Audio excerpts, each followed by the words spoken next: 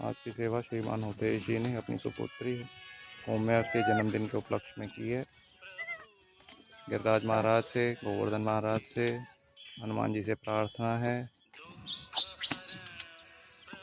कि पुत्री को दीर्घायु प्रदान करें, अच्छा स्वास्थ्य प्रदान करें।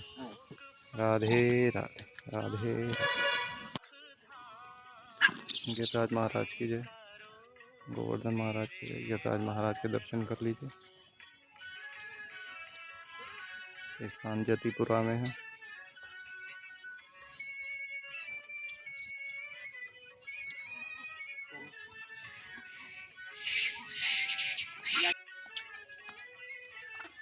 फटाफट